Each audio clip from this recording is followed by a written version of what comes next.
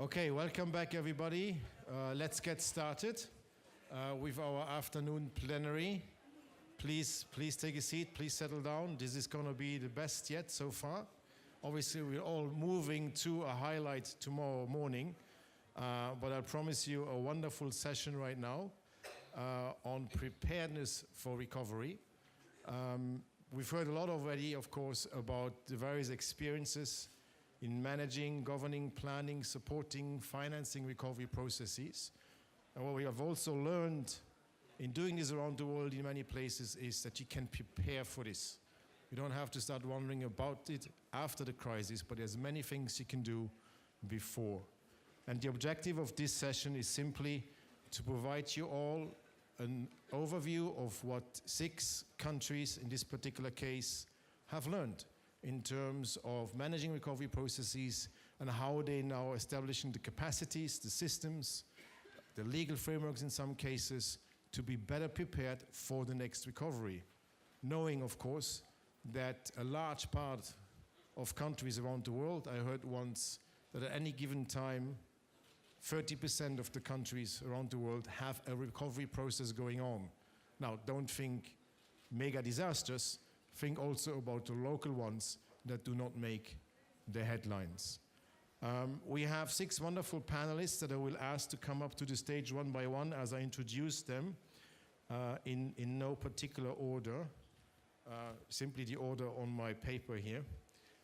First, I have the pleasure to welcoming Lieutenant General Nadeem Ahmed from Pakistan, retired now, still General, welcome. Who used to be the chairman of the National Disaster Management Authority that led the response to a number of disasters in Pakistan, too many to mention here, but also the deputy chairman of the Earthquake Reconstruction and Rehabilitation Authority in Pakistan after the 2005 earthquake that hit the northeast of Pakistan. And I believe you had a lot of experience in the past. You also shared, for example, on the floods from 2010-11. So we're looking forward to the experience from Pakistan. Next on my list, Excellency Dr. Rocha from Cabo Verde, who is the Minister of Interior or the Minister of Internal Administration of Cabo Verde. He has a degree in law, previously actually in the police force and intelligence services and deputy director of the judicial police. Welcome, sir. Then my pleasure pour introduire la prochaine personne, Excellence, Monsieur le Ministre Magaji Lawan, the Minister of Humanitarian Action and Disaster Management from Niger. The Minister is a rural development engineer, an expert in governance and local development. And as I learned, actually used to work for UNDP back in the days as well. So it's good to see that UNDP colleagues make it to minister. There's yet hope for myself to one day have a ministry job. Next, Excellency, the Permanent Secretary of the Ministry of Social Welfare, Relief and Resettlement, Myanmar, Mr. Soong, who serves as the Permanent Secretary for Social Welfare, Relief and Settlement, as I mentioned, since 2014, and has a long career in the administration in a number of issues, but importantly also was the co-chair of the Recovery Working Group of the Asean Committee on Disaster Management, the ACDM, during 2010-2016, where ASEAN adopted recovery guidelines. I should organize my papers better. Okay, and then it's my pleasure to also introduce to you Mr. Tsuko Saya from the Cabinet Office of Japan. She's from the Disaster Management Bureau in the Cabinet Office in Tokyo, who's been leading the delegation for the negotiations of the implementation of the Sendai framework. We actually had the pleasure to meet very briefly also in Cancun just 2 weeks ago. It's wonderful to have you here again. Then, last but not least, the next one is me here. I find myself on the paper too. Ms. Laura Frigenti, the Director of Italian Agency for Development Cooperation. She was appointed director of this newly established agency in January 2016. Previously, she spent 20 years in the US, held various positions in the World Bank. Welcome to you as well. And I suppose I should introduce myself as well. So I'm Joe Scheuer. I'm the Director for Climate Change and Disaster Risk Reduction with UNDP in New York. And let's go straight to our session. The way we want to make this work, I've asked the colleagues to keep their first intervention to 5 to 8 minutes, preferably 5, no more than 8. My colleague Chiara here will show you a little sign when time is up. We do not do a formal second round of questions. I will, after the first round, perhaps build in a question for myself at some point that will emerge from the discussion, but I will, after the first round, open it up to the plenary for your questions. And ask the colleagues on the panel will respond to some of those questions that also will give them an opportunity to share some further insights from their specific experience, their country experience. Okay, so for the format, we are clear. I would like to add that we have 2 speakers on the panel that will be speaking in French and Portuguese. The translation services should come on in 10 minutes. So in 10 minutes, the translation will start. So I hope by the time we will obviously... Ça marche déjà? Super. Ça marche pour vous aussi, Monsieur Rocher? Okay. Translation is already working. So just that you know that His Excellency Ministers from Niger and Cabo Verde will be speaking in their language. Let me start at the far end, General, from Pakistan. In terms of your experience, where you have served as the Deputy Chairman of, as I mentioned earlier, the Earthquake Reconstruction and Rehabilitation Authority, the Chairman of the National Disaster Management Authority. Among many other assignments related to disasters, there's a long history you've had to dealing with actually natural hazards, but also so-called man-made disasters.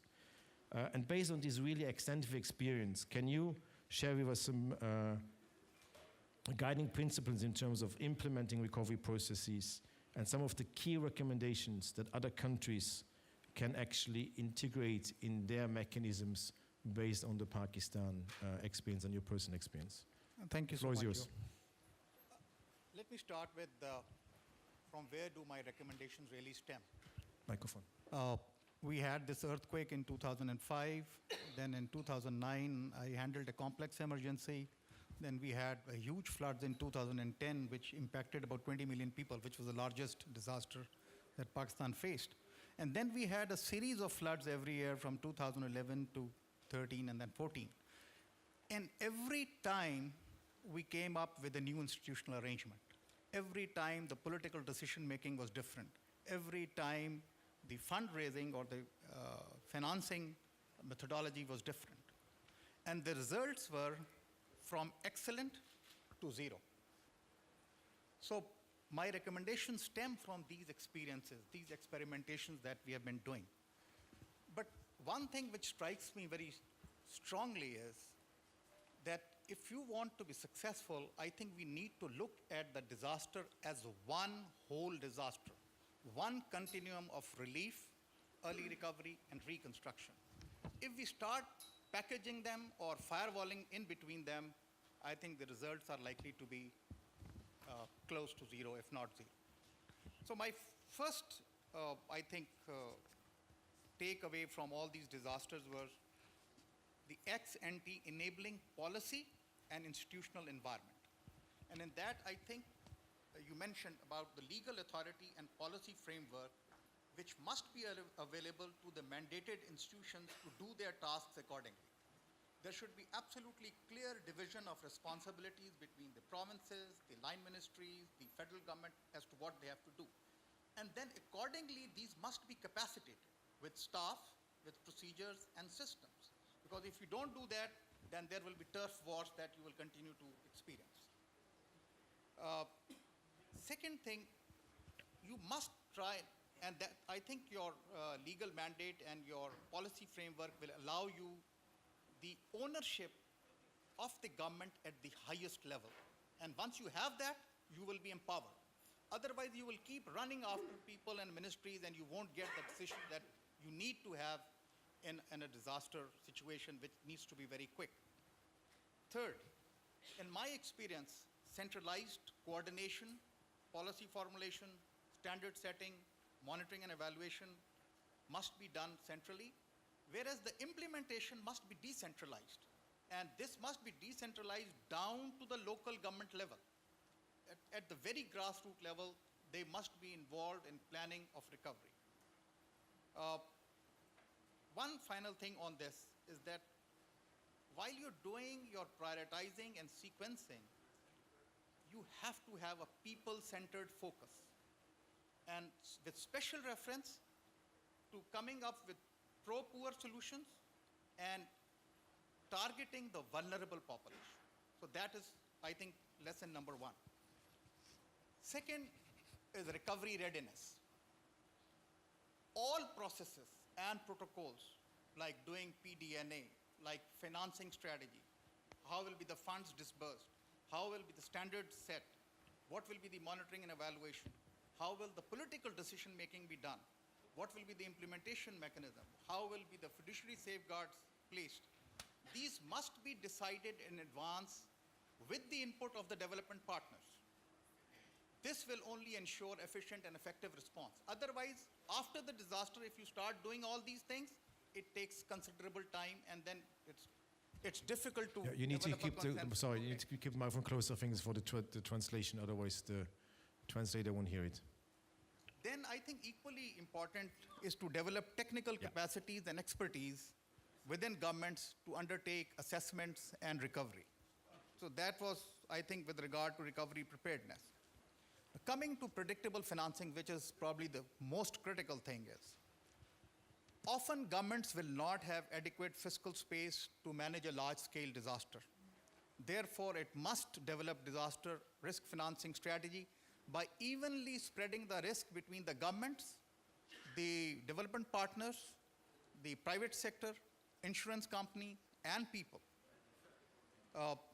It can consider to open a credit line with multilateral donors, like the one we have, catastrophe fund from the World Bank, which is called deferred drawdown option. And you have to pay very little commitment charges to it. But you can, whenever a larger disaster strikes, you can get these funds released in a very quicker time frame. So that would be, I think, a good option. At the same time, I think we need to look at the development partners harmonizing their own procedures to fast track the disbursement of such funds. Otherwise, it takes a lot of time and discussions going on between the development partners and an affected country. This needs to be sorted out. Another issue is, when you're doing such a large-scale reconstruction, there are options of either building back better, or building back smarter, which is essentially restoring the status quo ante, but of course to better standards, versus completing the development deficit. Now, there's a debate between the two. There are issues.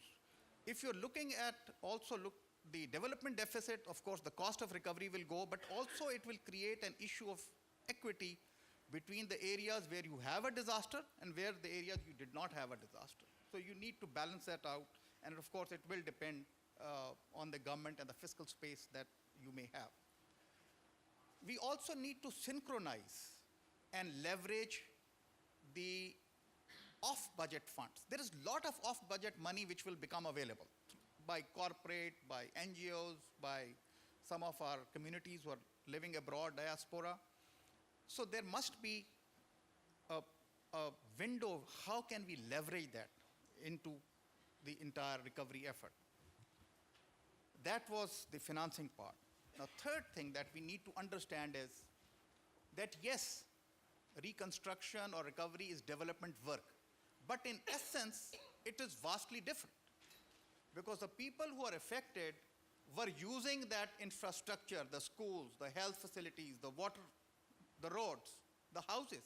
And one fine morning when the disaster comes, these are not there. As compared to normal development work, which you had never seen. So people are not used to the new development work. And all the assets that have been lost, people are looking that these must be restored yesterday. And now, to do that quickly, you need to have a very fast pace. And if you think that you can do it through normal development procedures, you won't be able to do it. So you have to bring in special dispensations for fast-track recovery, which may include, how quickly you can do the funding, how quickly you can do project approvals, short-term hirings, incentives, and delegation of powers. So these things, I think, will fast-track the recovery part. Now, another thing is that recovery must have a developmental impact. What I have seen that in many cases, the DRM institutions are totally divorced from the institutional mechanism or institutional structure that undertakes normal development work. We all understand that DRR needs to be mainstreamed into planning processes and integrated, but for that you need to have the ownership of the line ministries. Only then these institutions which are responsible for economic and social infrastructure development will, get to terms with you. So here is an opportunity where the DRM institutions and the regular development institutions can combine. And this will enhance resilience and, of course, reduce the recovery costs once you get the ownership of the line ministries. Now, through this combination, the process of relief, early recovery, and reconstruction or long-term recovery will also probably get to be seen as one continuum, as one whole, right? And this may also, I hope, encourage some of our development partners to start looking at a disaster as one whole rather than packaging it. So I think these were some of the issues that I thought I can put across right in the beginning. Great, thank you. Thank you very much for that. Very concise, almost precisely 8 minutes, wonderful. So you set a standard for the rest of the panel, I appreciate that. Also going first, appreciate it as well. Now to the other panelists, feel free to also react to what is being said before. Let's keep it as interactive as you like it to be. In terms of your comments, I will obviously not now summarize it all, but I find it quite interesting what you mentioned in terms of building back better or building back smarter, which is enshrined in priority area 4 of the Sendai framework, of course, versus actually, as you said, completing development efforts. So perhaps in the discussion we can also come back to that, recognizing, as you also said, recovery is essentially development work. It would be interesting to delve a little bit deeper into that.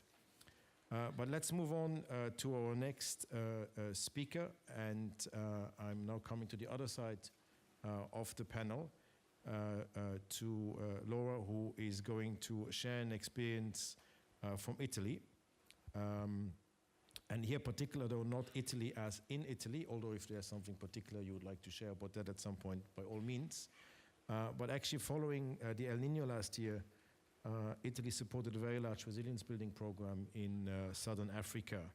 And of course you have experienced disasters yourself. So based on these experiences, what would you suggest should be included in preparedness for recovery programs to ensure that in the future they are managed better? And as a development partner to other countries, if there is time, how do you see Italy's role in supporting this practice in other countries? But we can also come back to that in the discussion later. Over to you. Thank you. Thank you very much. I will try to use my 8 minutes or less judiciously, as I am sitting too close to the moderator, and so I fear for my life. But I would like just to maybe share a few thoughts on 3 things. I mean, the first one, what Italy is doing on this particular agenda. The second one, what the Italian cooperation is doing as partner to many countries on this agenda.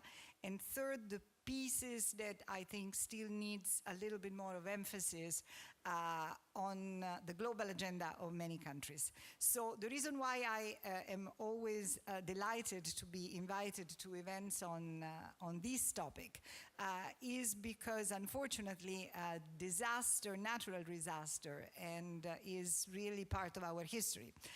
Italy is a country that is highly prone to natural disasters of many different nature. And just very recently, we have seen last summer, between August and December, there was a long series of earthquakes in the center part of Italy that actually left a death toll of 333 people and a lot of destruction.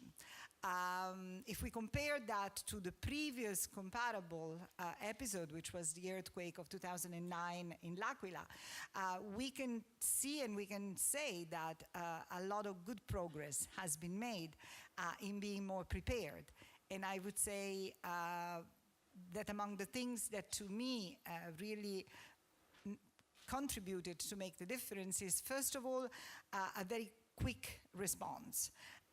In terms, for example, in just 10 days after the events, appointing a coordinator with really a lot of powers and responsibilities who actually, I think, underlined and underscored the need for a central, quick, rapid, empowered decision maker that can go across the many areas that are actually involved when you are dealing with a disaster of that magnitude. The second, a lot of attention on the procurement procedures, which is where many flaws, unfortunately, were discovered in the past, making sure that these procurements were done effectively, efficiently, and quickly to make sure that whatever needed to be provided and supplied to the places where the disaster had occurred would actually arrive quickly and efficiently. The third part was a strong agenda on preparedness that made sure that, for example, all the different stakeholders, and in particular, local governments and local authorities who are on the forefront of reaction and then of the reconstruction action, were actually, formed and had the ability of understanding what is the to-do list when something like this happened. So all this was very positive. Obviously, the turning point for Italy is going to be our national disaster risk management plan that is called Casa Italia, Italian Home, Italian House, which is a natural program for earthquakes prevention that will be implemented in collaboration with the architect Renzo Piano, and is a plan that will set standard rules for construction of new buildings, anti-earthquake safety, and effective measures for private apartments and public buildings. And also will have, I would say, a very important fiscal component that will basically provide incentives for private citizens to basically reconstruct and invest using these particular standards. And I think that that is something that I feel is going to have really an impact, because one of the main issues that has emerged very often is that reconstruction and rebuilding is incredibly expensive, and you have to find an effective way of having public-private partnerships. So for the state, for the government, for the public sector, is incredibly expensive to take the toll of reconstruction on their own. It is incredibly expensive on private citizens also, because they are those that actually, lost the most. And so you really need to find a way in which there are incentives for the two parts to basically share the burden of what is happening. So that takes me to what Italian cooperation is doing. And of course, because this topic is so near to us and to our heart, we have made it clear that this is also at the center of the activities that we are funding through our cooperation budget. And you were mentioning in your introductory words what we did last year in 2016 with El Niño. We really funded a program built around resilience in 6 countries: Ethiopia, Mozambique, Malawi, Swaziland, Zimbabwe, and Somalia. A program that was implemented in collaboration with several UN agencies and so many national and international NGOs that actually contributed in a terrific way, to all sorts of activities. That was really helping all these countries to not only react, but also to build a better preparedness and to make sure that, all the new structures that were going to be put in place were going to be actually better equipped to cope with additional shocks should those come. And what was important for us is that the program had to be designed in a very holistic way that was taking care of all the different aspects in which disasters struck communities. Some of them obviously is the physical reconstruction, but a lot of that is to rebuild a sense of communities, is to rebuild a sense of family, is to give people opportunities for having new jobs quickly that put them back on their feet so that they can go back to their normal life as quickly as possible. All that, even if it's not physical reconstruction, is reconstruction of a community. And for us, this is really what is at the core of what we understand as a resilience. Happy with the success of this initial phase, we developed a second one, which is being implemented as we speak in Southern Africa, which really, follows the principles of linking relief and rehabilitation to development, the famous continuum that we have been somehow trying to square the circle around for over 30 years in my life and many more, I think, for others, but that really makes sure that, there is a sense of rebuilding and resilience already, in the initial phases of all the reconstruction part. So the lessons that we learned and what we think that we would like to keep at stake, as I said, the importance of management and quick decision making. I think that we really understood that when disaster strikes, time is of the essence. And sometimes, having in place systems that allow you to respond 2 weeks earlier than otherwise is what makes the difference in a lot of people's life. Not only in terms of, giving them back a sense of purpose, but also in terms of, supporting all the different reconstruction phase. The second one is obviously the need for having central coordination. That I think it's really critical. Reconstruction is a multi-sectoral dimension business. In so many ways, you have so many different departments of government, different stakeholders involved. It's really important that at that time you avoid what is this, bickering between different parties in government or in local governments, and you do have a centralized decision-making that takes charge for the program. And it's important that this centralized decision-making is a strong champion with authority and with a very clear, mandate. I think that is very important. The other part is data. I think, having the right data is critical. You need to know what you have lost. You need to have a good inventory. I'm always, very grateful for the work that colleagues at the World Bank, when I used to be there, have done to allow us to be really effective. You know what you have lost, you know what you need to rebuild. That is really critical. If at the time of a disaster you have to spend 10 months trying to do again an inventory of all the different buildings, of all the different things, those 10 months are really lost. So you need to be able to react very quick on your feet, and so having data is really important. And the other part is technology. I think that, there is so much that we have learned about how to build in a way that makes the buildings stronger, more resilient. I think that it's very, very important to keep our local authorities, our private sector, everybody very much up to date on the latest technological advance, because that is and works at the benefit of everybody. And then the fifth thing is that I think that, as I was saying, reconstruction, unfortunately, it's a burdening and expensive business. So it's really important that you put in place some mechanisms that provide incentives for all parties involved to chip in and contribute.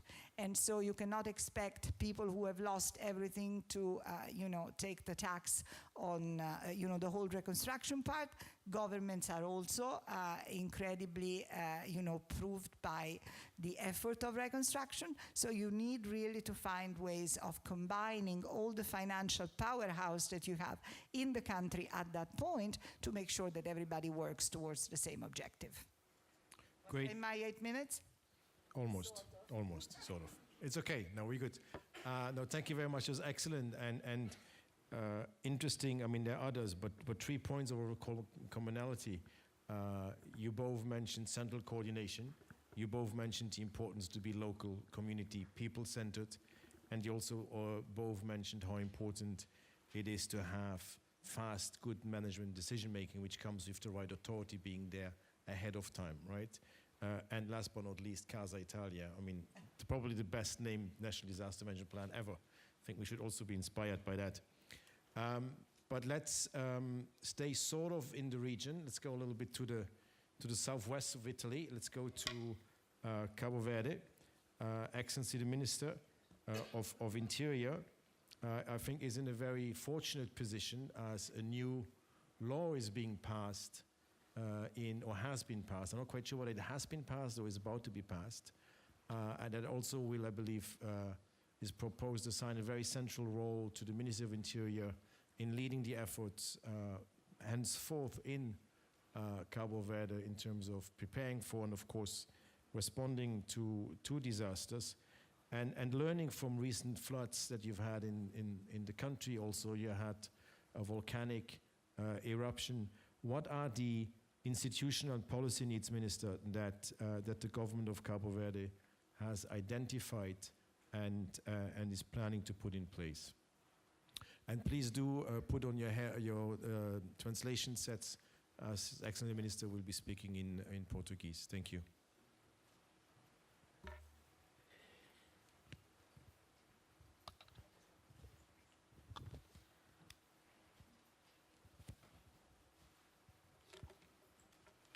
Muito obrigado. Yes, thank you very much. Thank you very much. Well, Cabo Verde is a small country. There are 10 islands in it, and they're volcanic islands. And the volcanic eruption, which occurred on Fogo at the end of between the end of 2014 and the beginning of 2015, and the consequences of this made it clear to everybody how important it is to have disaster management and reconstruction. We've had disasters in the past which have had limited direct social impact, and reconstruction tended to be focused on reconstruction of buildings, houses for a limited number of families. But this volcanic eruption in 2014 was much more difficult. It occurred in a difficult political time. It was before an election. There were a higher number of families that were concerned, that were affected by this as well, and a higher number of partners involved in this. Now, thinking specifically about the lessons learned from this, we think that it is very important to have a mechanism already in place that's flexible and can adapt to the extent of the disaster, so that decisions can be taken rapidly. Because in Cabo Verde, we tended to look at post-disaster recovery exclusively as reconstruction of houses, reconstruction of roads. But actually that's the easiest part of the whole process, compared with actually managing communities, dealing with people's expectations and frustrations. And the volcanic eruption in 2014-2015 was very difficult to manage in exactly those terms. And not just actually for society, but also politically it was very complex.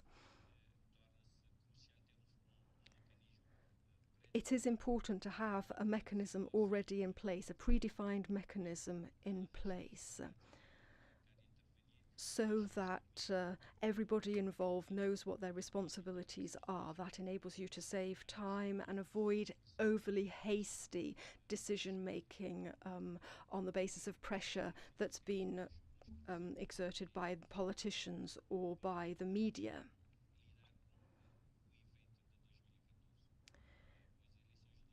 There were elections in 2016, and so the following government, after the volcanic eruption, set up an interministerial institution, and we are currently distributing resources to the town hall authorities for them to manage what's still the post-crisis phase.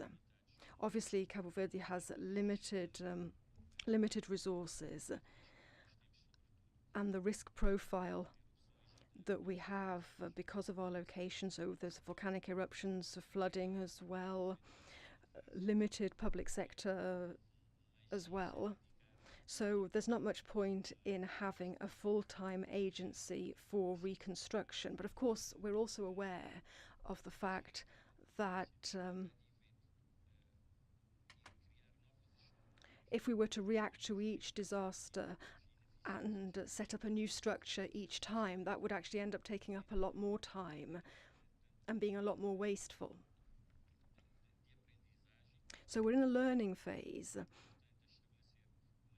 and we're setting up mechanisms. We're allocating, for example, responsibilities to the town halls, sorting out the financing, so that we can actually anticipate events and deal with disasters. Of course, being fully aware of the fact that it is important that you have mechanisms in place already. On the financing side of things, that's actually where most of our problems have come from. And one of the lessons that we've learned from that is that we need financing mechanisms for reconstruction. We can't just react after something happens. We can't just, after something happens, go and try and find new financing mechanisms then. We need to be able to respond quickly, and that's why we need mechanisms already in place. But it also means that we can focus very much on sustainable development, which is so important in a small country like Cabo Verde. Thank you. Wonderful, thank you. This is really excellent. And again, I tried to keep on drawing out some of the commonalities, but Excellent Minister mentioned several times the need to set up mechanisms ahead of time, refer to the political environment that can be difficult, but also that you find the right balance between new mechanisms that you have to start over every time or actually having something more sustainable. You also touched upon, Minister, if I understood you correctly, on decentralizing to town halls, which reminds me of the General's comment about implementing through the local structures, but coordinating at the central level. And both of you also had raised the topic of financing, which I think is a really important one that we actually haven't cracked as a recovery community, as most recovery processes simply are underfunded. And you can't live up to the ambition of building back better if you can't fund the whole recovery process, let alone actually, as you said, go the whole way to full development, so to speak. Interesting, just a note I wanted to make actually for the audience as well to keep in mind for the questions later on. It struck me as I was listening, actually thinking back to Cancun, and I'm also saying this actually looking at the next speaker, who is going to be the representative on the panel from Japan, Ms. Saya. Priority Area 4 of Sendai. I think that's probably why the Wi-Fi password is for Sendai. Is it? Yes, they're nodding. I got that all myself. Having said that, actually recovery, Priority Area 4 was hardly touched upon in Cancun when we reviewed the Sendai framework. I guess we have to ask ourselves why, and the reason is certainly not because 2 weeks later we are here. Maybe that plays part of it.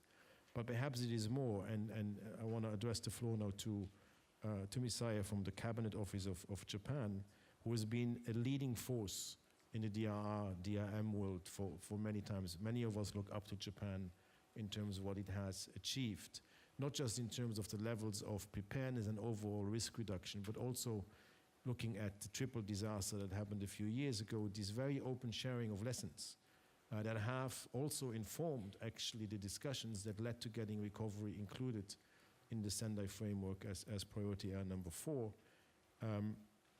And through this work you've learned yourself and using mechanisms such also as the International Recovery Platform that the Cabinet Office is supporting, which often brings recovery experts together, How do you see going forward, how we can continue to push the agenda, and also Japan being one of the early investors in actually programs, specifically looking at the preparedness for recovery? What can we further learn from you? What can we more expect also from Japan, continuing being a leader in this field? Over to you. Thank you very much. Thank you, everybody. And we have a lot of experience to share, thanks to our very successive of disasters. And actually, the Cabinet Office or entire government of Japan is revising our DRL policies every year. And the government of Japan has the DRL strategy, national strategy, but that strategy is revised twice a year because of so many lessons are learned, and that has to be incorporated into our mainstream strategies. So my maybe topic today is to talk about institutional capacity building, and also I have to say this is a very important topic for Japan. And we are rephrasing this institutional capacity building in a way that how we can reduce burden of local governments in case of disasters. Because we know that local governments, after disaster, has to suffer a lot of additional works, maybe very unusual works they have never experienced before, and also their function as the local government will be decreased after the disaster because their facilities might be damaged, and also their personnel might be also in a very difficult position, maybe including, of course, their private lives. So maybe I like to summarize in 3 approaches how Japan is trying to respond to this very important question. And that lessons my 3 approaches are coming from our recent policy revision, and of course a lot of lessons are learned from the 2011 earthquake. The first approach is, maybe some of our colleagues already mentioned, we need to decide something that we can decide in advance in peacetime. What's something that we can decide in advance? There are so many things that we can decide prior to events because of the lessons learned, and also it is not comfortable to make tough decisions in a very complicated situation. I'd like to raise one example that we had a new law on response against large-scale natural disasters. This law was established in 2013 after the 2011 earthquake, because prior to that, Japan has set up a new regulation, new legal framework responding to some specific events that happened just before. And that process worked very perfectly so far, but we learned that it might take a little time to establish a new law in a very complicated situation, and to make the law for the function takes a lot of time. So that law, 2013, was applicable for any types of large-scale disasters. And the first implementation took place last year, unfortunately, at the earthquake in Kumamoto case. The law on response against large-scale natural disasters stipulates a lot of good things about what is the normal procedure to respond to large-scale events, from the beginning of how we can set up a headquarters at the government, and how we establish the reconstruction planning, and also it has a lot of normal procedures that can be applied for any large-scale disaster. It stipulates a lot about the deregulation. And also, it also stipulates about the simplifying the procedure, especially for changing the land use plan. And it also, it's a very interesting thing, is that it stipulates delegation of power. It's not the decentralization, actually. It is upward delegation. Some authority that were originally the task of local governments were centralized, and some tasks will be the national governments will step in to act on behalf of the municipality governments, especially very, very complicated large-scale construction events. And that delegation of power was implemented in 2016 earthquake for the very large bridge was collapsed, and that was too complicated for a single municipality to handle it, so national government stepped in. The reconstruction is still, of course, under the process, but that is a very good example. maybe another good example is that there's disaster debris waste management. There's huge disaster debris after the earthquake and tsunami. But in case of Sendai City, the famous Sendai City, had a disaster debris of 7 years amount compared to the average year. But they were able to dispose the 7 years amount of debris within just 2 years. That is because the Sendai city had already planned a disposable waste disposable plan already beforehand of the 2011 earthquake, and just simply implement the plan, and then that facilitates the process a lot.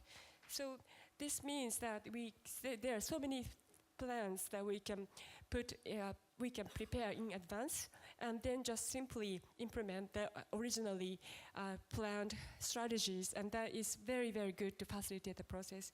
The second approach is about the personnel dispatch, because in affected municipalities, usually there needs a lot of people.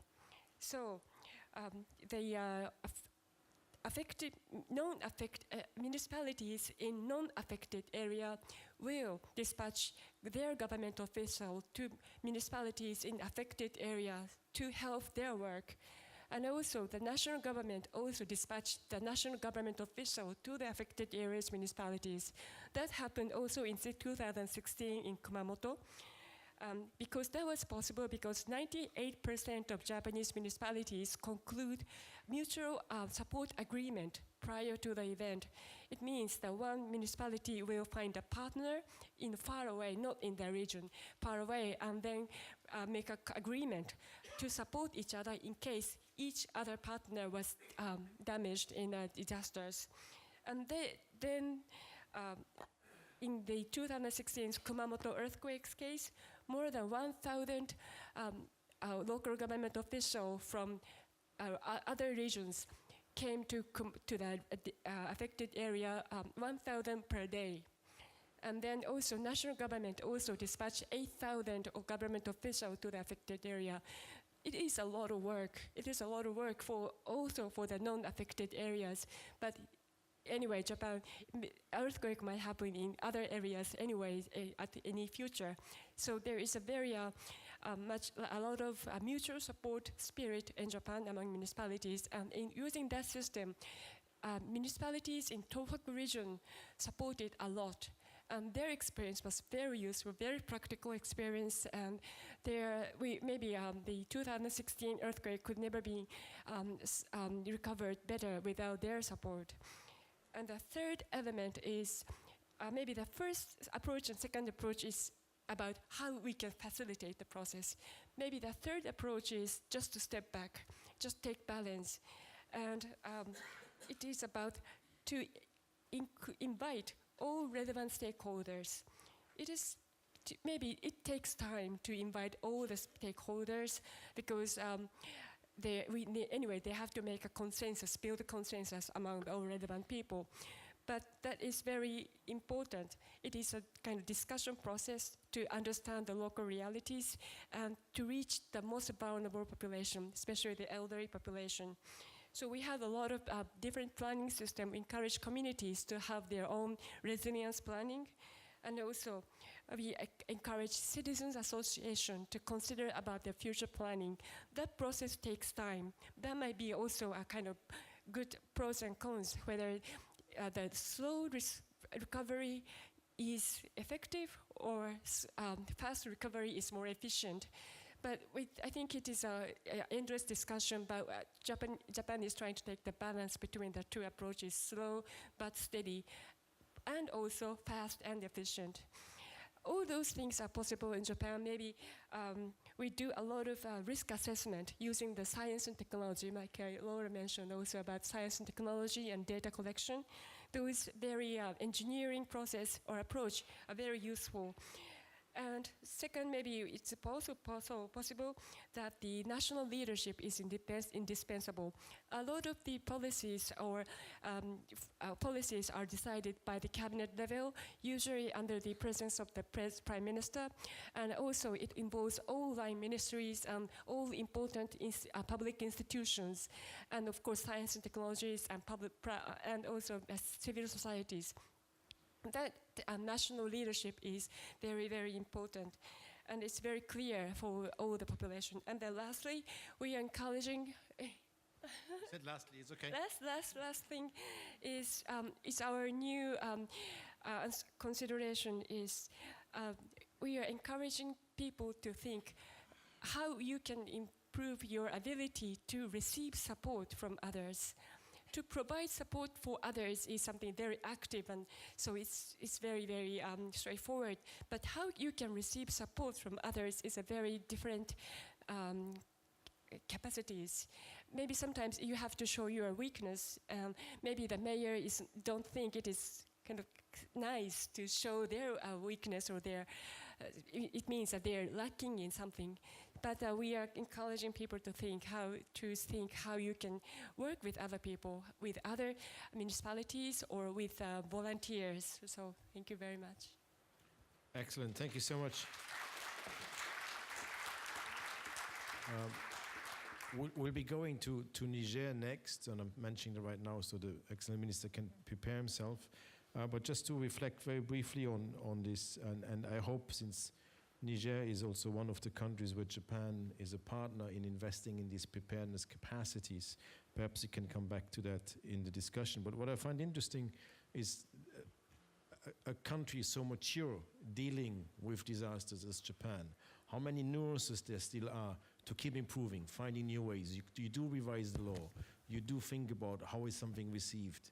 You come up with mutual support agreements, which I think is a very interesting tool. We all, of course, try to draw on expertise wherever it is, but actually also pre-establishing that, release agreements or whatever it might be.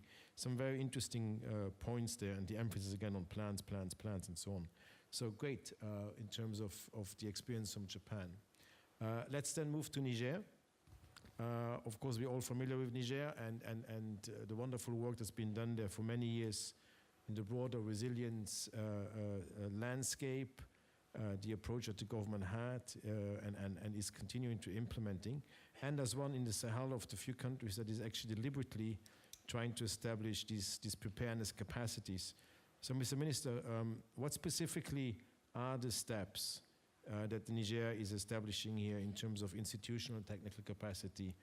And do you already see some payoffs or immediate gains, for example, in the case of the floods last year, where these initial capacities, this initial preparedness that's being built is starting to pay off?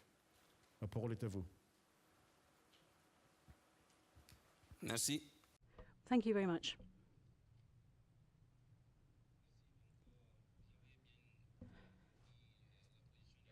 I think you've described our situation very clearly, but I'll just recap. Niger is a huge country, 1.27 million square meters. It's at the heart of Africa, in the heart of Africa, and is vulnerable to all types of disaster. In particular, drought, floods, strong winds, bushfire, etc. Since 1993, Niger has had to address these situations and has stepped up its efforts to create a mechanism that will allow it to be prepared. And obviously this tool, this mechanism, has evolved over time. In 40 years, we've experienced more than 3,000 types of disaster, and these have created enormous damage. 1.7 billion Central African francs worth of damage, and more than 10,000 inhabitants have lost their lives as a result. 2016, which is the year you mentioned earlier, well, in 2016 alone, the floods created more than 58 billion CFA by way of damage, and many thousands of people lost their lives. And obviously this has an impact on food security. A study has shown that even in normal years, more than 1 million Nigerian people are in a situation of food security vulnerability. There are a number of disasters which are due to, for example, wars, armed conflict,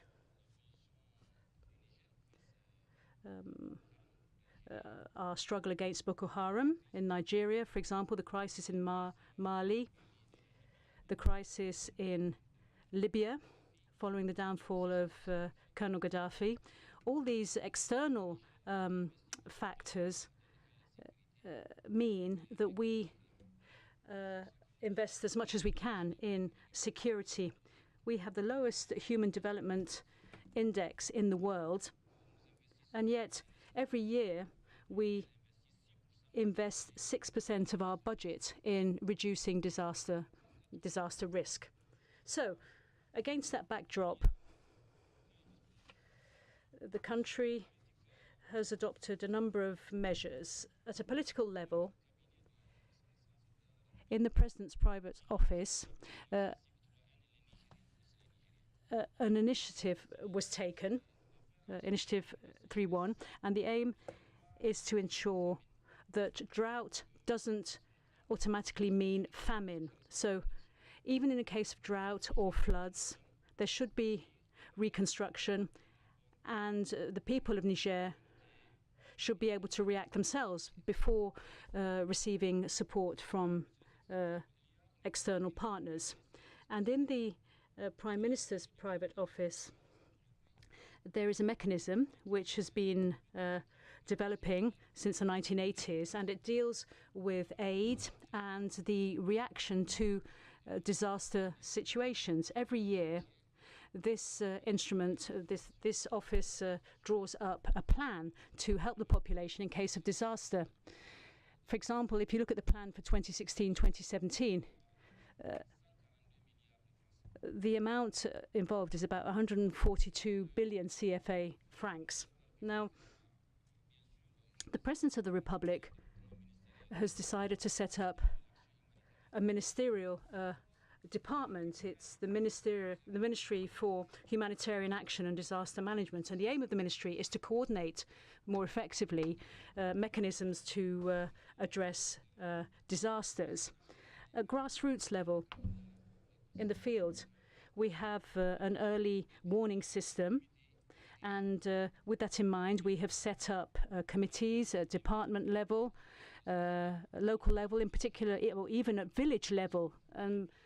By doing that, we involve the local population. They are involved in collecting data, in processing data, and they're also involved in producing answers to the disaster.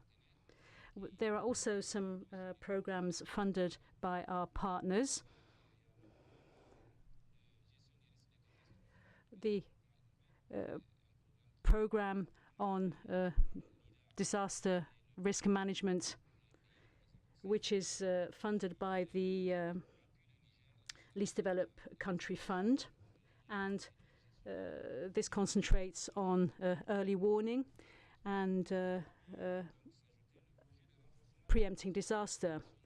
And then we have a program to enhance capacity building at national and local levels, and this has been co-funded by the Japanese government. It's a project that gives us a lot of support in terms of reconstruction and recovery. This project allowed us to develop a national strategy for setting up a financial mechanism to deal with the recovery phase. And we also have a national strategy for disaster risk reduction, as part of this project. And within that project, there's also training for local and regional officials when it comes to assessing needs in the wake of disasters as part of the PDNA. Now, when it comes to reconstruction, Niger is stepping up its efforts, and with that in mind, in Ingal, one of our rural communities, we have carried out an evaluation. It's a post-disaster assessment. This part of the country was subjected to floods in 2016. There's a lot of damage, both material damage and loss of life. And the PDNA mechanism allowed us to define a number of action programs for that particular region. And my colleague will be saying more about this later on in session 3 in room 214. This is in the next session, and he will give you more information about the work done in that context. So, in the light of that situation, you will see that there are certain shortcomings in our country. First of all, the post-recovery phase isn't institutionalized enough. We're only now beginning to get to grips with that. Then we need guidelines and tools in the context of the PDNA, and they need to be tailored to the local and national specificities of Niger. And then there's the whole question of funding reconstruction and recovery. This has to be multi-annual, so we have to look at this in terms of a longer period so that we can take into account prevention. So I'm turning to you, to those of you who have experience. Please share your good practices with us, things that you have been able to do so that my country can do its best and address the question of disaster. Thank you. Parfait. Beaucoup de bonnes leçons également donc du Niger, j'espère. So, on Niger, I hope we'll be able to come back to the measures that you are implementing to address the shortcomings that you mentioned. It is planned that Laura is leaving from the stage. She has meetings. Please a small applause to her for participating. And she'll be here, I think, tomorrow, correct? You still be around tomorrow? Not here, but there. Yeah, well, yeah, in the other venue. So if you have any particular questions, please feel free to catch up with the colleagues from Italy. Last but not least, my deep thanks for waiting so patiently, Mr. Secretary. The experience from Myanmar, and at the introduction I mentioned that His Excellency, the Permanent Secretary, had been engaged very heavily in the process in Asean on working on recovery guidelines. So perhaps to start, we would like to hear your experience on preparing this ASEAN Recovery Reference Guide, and more importantly, of course, how it is now guiding the implementation, or how it's being used as a reference document for the ASEAN countries to be better prepared in the future. The floor is yours. Thank you, Joe, for your question. So, as I will share my experience in developing the ASEAN Recovery Guide on this reference guide.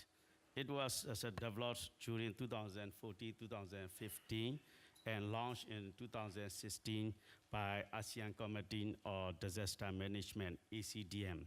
Myanmar and Indonesia, as the co-chairs of ACDM Working Group on Recovery, led the process of developing the reference guide. The guide was developed through extensive consultation with the ASEAN member states and uses their experience and best practice in recovery.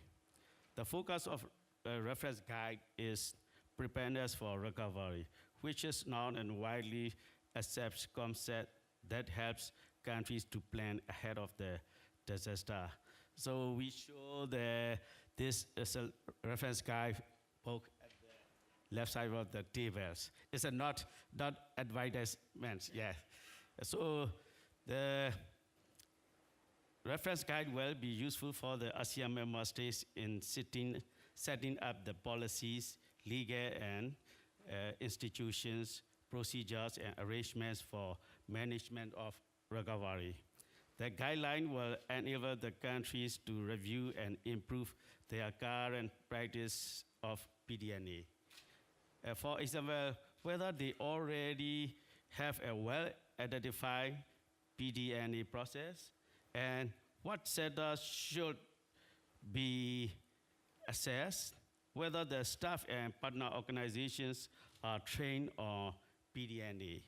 In addition, the guide will also help for resource mobilization and financial management for recovery. And then for what fund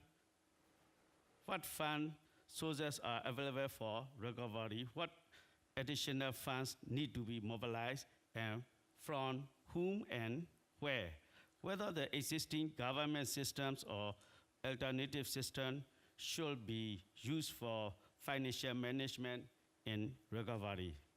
The guide will also let the ASEAN member states for having a mechanism for implementation, coordination, communication, and monitoring for recovery. Now, the reference guide is approved by ASEAN member states. The next step is to apply and implement the reference guide at the country level. To make it happen, the political will and commitment of the respective governments are the most important. In addition, we will need technical and collaborative support from the development partners. This is all the end of my, I'm sorry, thank you. Thank you very much, thank you. So that concludes our first round of comments. Interesting in the case of Myanmar, again, also, of course, that in the guide itself, so how many members in ASEAN? 10 countries? So 10 countries agreeing that financing an important issue, of course, and also using PDNAs and actually so not localizing, but putting that in, or a PDNA type of methodology into the national systems of doing assessments. Two things that came out very clearly. But enough for me. I would like to open the floor now for questions from the room, except that I really don't see anything. If you can introduce yourself, try to refrain from lengthy comments, please, so that we get more voices heard. Please do mention where you're from, who the question is addressed to. I'll take 3 or 4 if there are as many together, and then I return to the panel. Any takers? We had 6, I think, really interesting country experiences. You can't tell me that you don't have any questions. Look at that, it's a very shy audience. Ah, there is someone. The first one always has to go first. Up there on the right, thank you.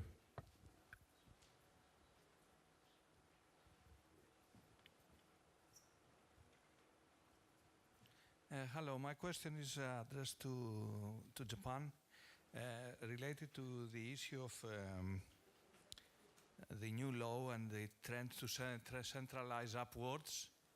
I would like some more comments from you regarding this experience, you know, from the local governments that are challenged by the magnitude of some disasters sometimes, and how is this working? I have seen some of these experiences after the 2011 tsunami, but I would like to hear from you. Thank you. Okay, thank you. And you are from which organization? I'm from the World Bank. From the World Bank, all right, wonderful. Any other one? Yes, we have a question here on our left in the front. Merci beaucoup. Thank you very much. I'm from the World Bank.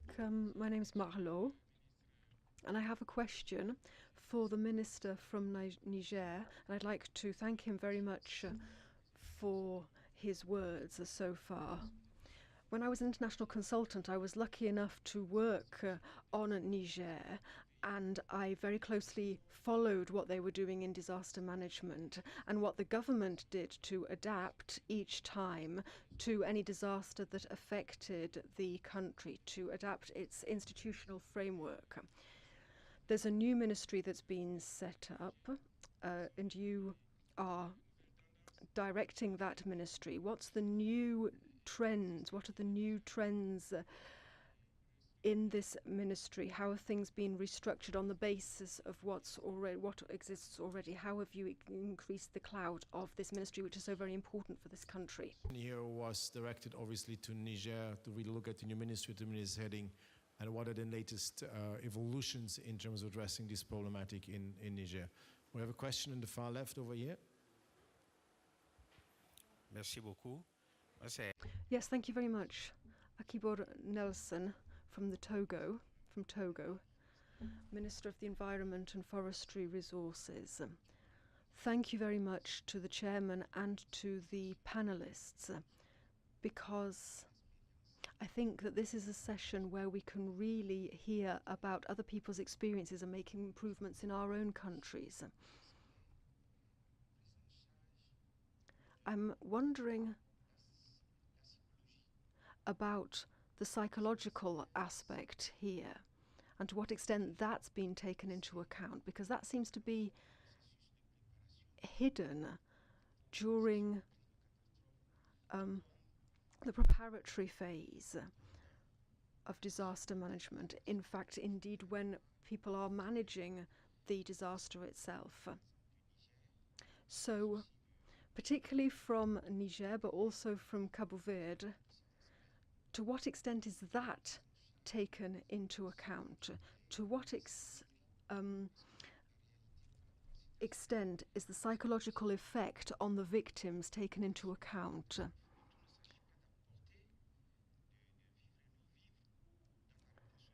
Because it's not just about food or reconstructing buildings or giving seeds to farmers.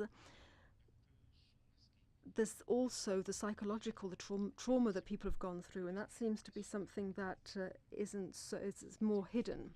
On Cabo Verde, about how deep psychological needs, psychological aspects of the affected populations are being addressed, both during, of course, the response of a disaster event, but also in terms of how can we prepare to address this. Let me return to the panel. Let me start with question number one, which came from the World Bank, in terms of some more details on the new law, and also how this upwards centralization, this reverse delegation is working in practice. Thank you. The upward decentralization is only took place once, so we don't have a lot of experience of how it works. But in usually, if there is a big demand, large demand for the reconstruction, and it has to be facilitated and expedited, it is, of course, it is very useful to implement that article. But we need to see what are the real consequences of the deregulation. And the first part is about the new law, which is a very that is also, we have only one experience of implementation, and so we need to wait until a while so that we can have a full evaluation. But it has a lot of the deregulation. That is the most important part. But of course, the menu of specific deregulation will be chosen at each specific event. But the new act suggested that there should be a deregulation, and so that is a very the attitude of the act, that somehow we can implement the reconstruction work that always require some very specific and very innovative ideas, and sometimes that go beyond the current existing frameworks. That is our current consideration. Okay, great. And for further details, please feel free to follow up bilaterally. Monsieur le Ministre, en ce qui concerne Niger. Minister, there were two questions put to you about Niger, the new ministry that's been set up and how it's starting its work, And also there was a question about the psychological trauma that victims suffer. Yes, thank you very much. The new ministry was set up, as I said, and as you indeed confirmed. It was set up, but there are lots of institutions that exist already in Niger involved in disaster management. The ministry has clear responsibilities set out for it by the head of the government, and the main partner for the ministry is the national mechanism for prevention and management of disasters, natural disasters and famine. So it was very easy for us, because this existed already, it was very easy for us to be able to assign responsibilities. At the end of December, a law was passed. The ministry would deal with food security. So the ministry will deal with disaster management, and the institution will deal with food security and famine. There was a meeting held with all partners that was accepted, so between the government and all partners. So that's the way that we're working.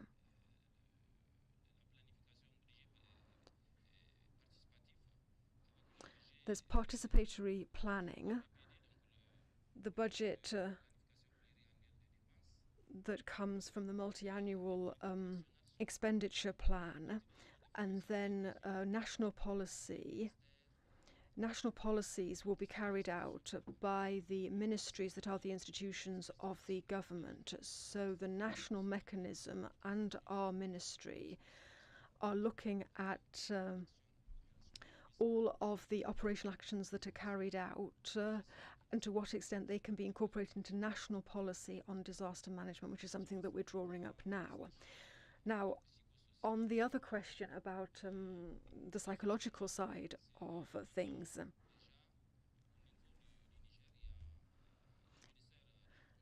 we've got in Niger a ministry for promoting women and protecting children, and the Ministry of the Population, supported by UN, UNICEF and ICR and OSHA, who carry out upstream preparatory activities, so that once a situation arises, before the first response, we also send specialists to those areas to help people to understand what's happening and to provide them with psychological support.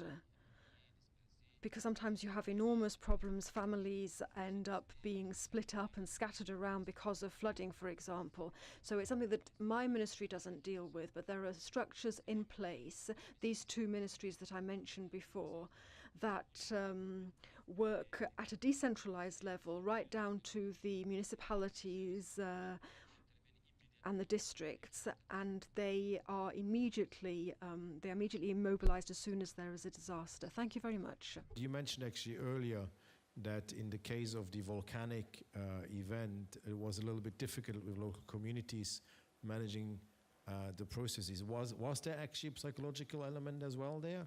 Was it different? But maybe you could give us some details more on those two points.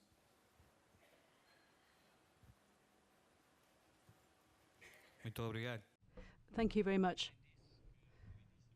I said at the beginning of my presentation that in Cabo Verde, the reconstruction process up until 2014 was really seen in physical terms, rebuilding damaged buildings because of the nature of the disasters that affect us, floods, volcanic eruptions.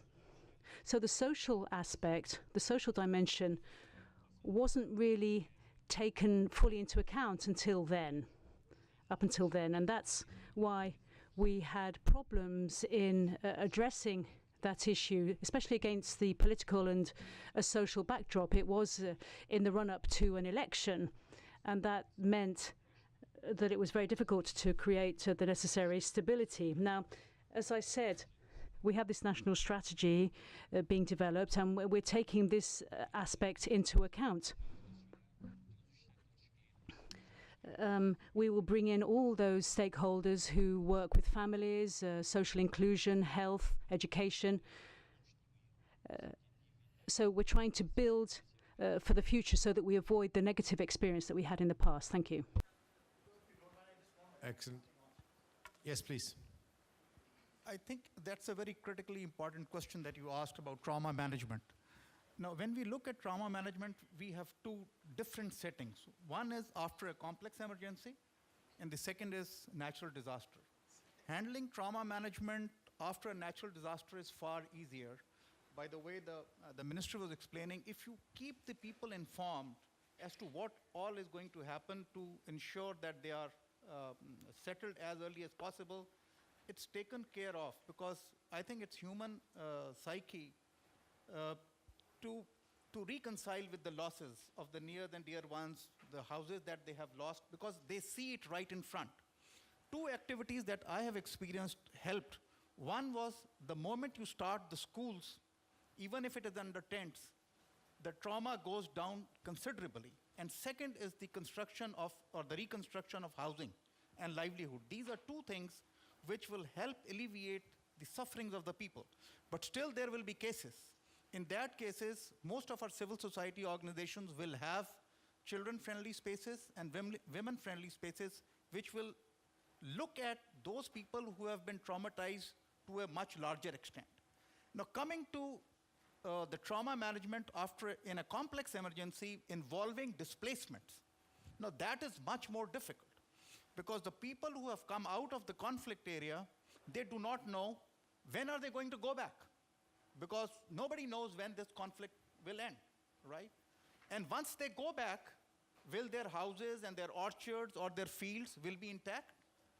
Will some elderly guy who was left behind to look after the property, will he be alive? What will happen to the education of the children? How long we are going to stay in this tent? So all these things, in fact, impact on the mind of the displaced people in a much larger way than a natural disaster. And for this, I think you need to have dedicated teams to kind of segregate the people who have been impacted badly and give them a proper treatment, even if it is psychological counseling. But to a lesser level, of course, you need to keep them busy in skill development exercises, which can be used once they go back to build their houses, right?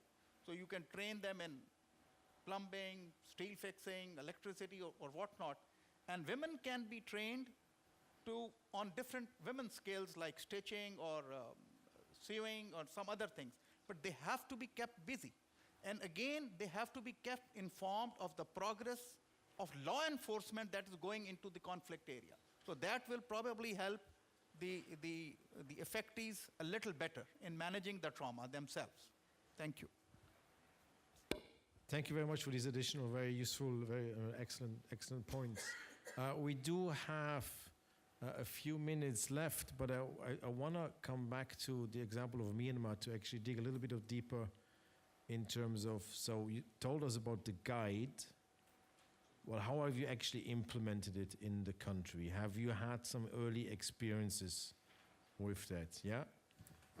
And then I see a number of hands, but let's see once we have heard from the Secretary whether we can take a couple of questions. Maybe you indulge us, and I will take 5 minutes more than allotted. Thank you, Mr. Joe. So by the time when the floods happened, we are still in the process of developing the Asean reference guide. It was the worst floods and landslide in the recent history of Myanmar.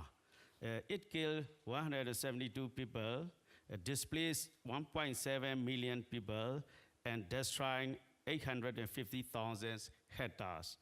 Despite rapid relief and response interventions, we were not ready for recovery.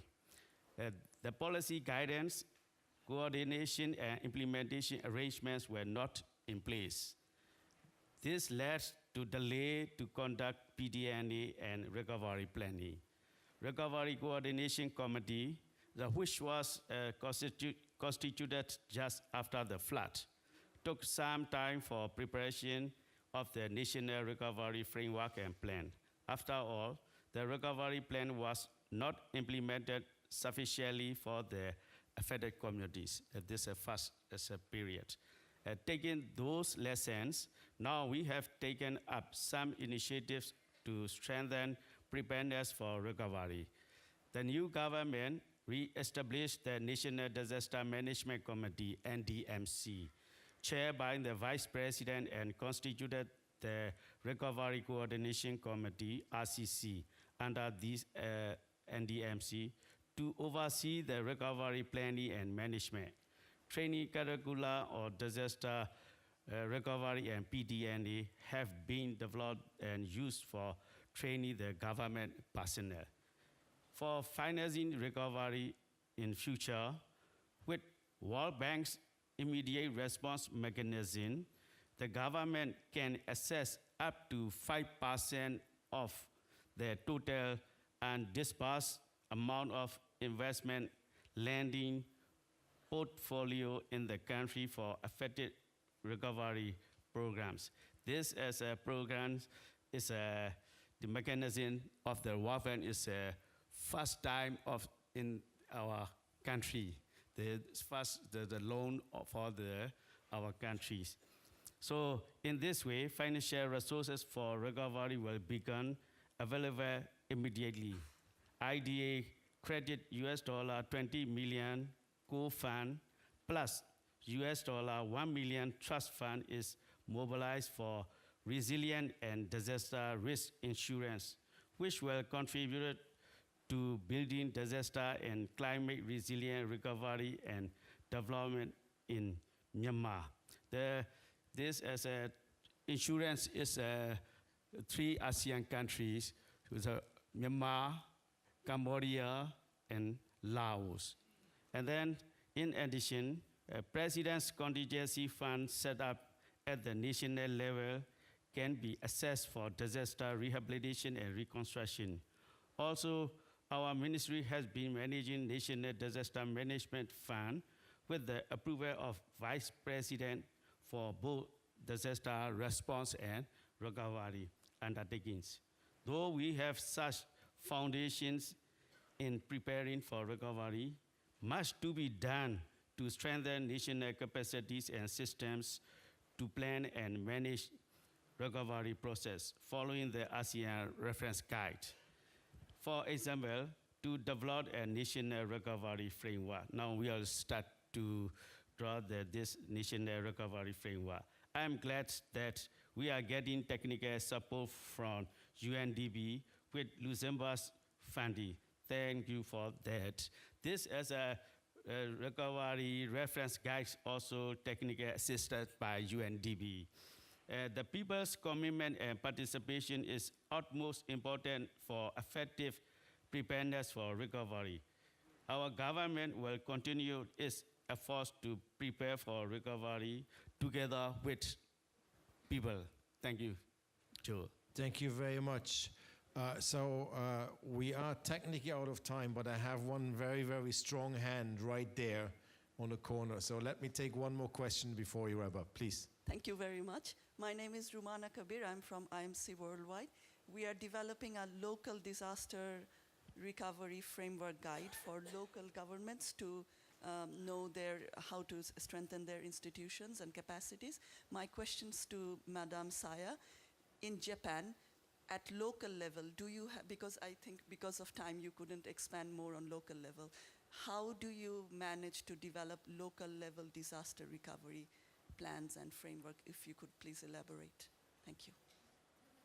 Oh, and one thing, after 5:30 today in room 214, we are going to have more consultation session to get feedback from all the different people you are from different countries to give us feedback on how we should develop the local disaster recovery framework. So you are invited at room 214 at 5:30. Thank you. Okay, thank you. Japan has the Basic Act on Disaster Management since 1961.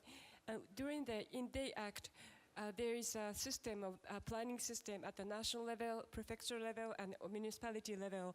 And all municipalities and all prefectures has their own disaster recovery plans already. That since 1963.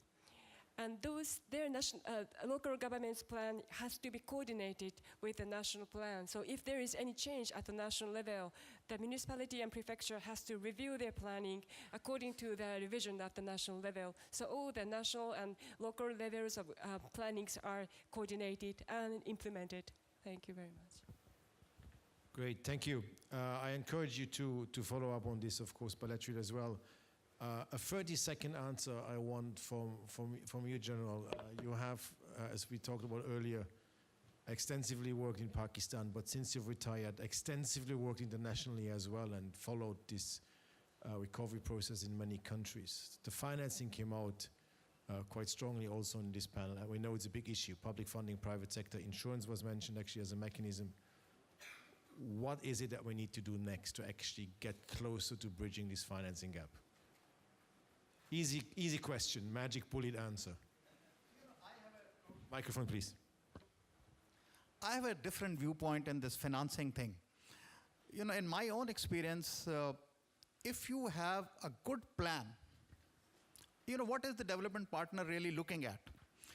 If the government give him a good plan, an effective implementation mechanism, good coordination arrangement, fiduciary safeguards, and a sound and robust monitoring and evaluation system to ensure that the targets are met according to the initial design, they will pay. And I'll just give you one example. Raja is sitting here, and we started our housing program, and we had lost something like 623,000 houses. And this was like over $1 billion program. And we started with only $200 million. But we cooked that program so well that within the first month, the European Union came to me and said, we want to listen about your housing program. So we explained to them how are we going to do it. And they said, we want to put something like $130 million.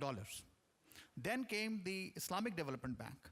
And they said, we want to listen about this program. So we told them, and they said, okay, we are going to put something like $125 million. And they got so impressed that they put in another $250 million. And then came ADB running to us, we have $400 million to put in.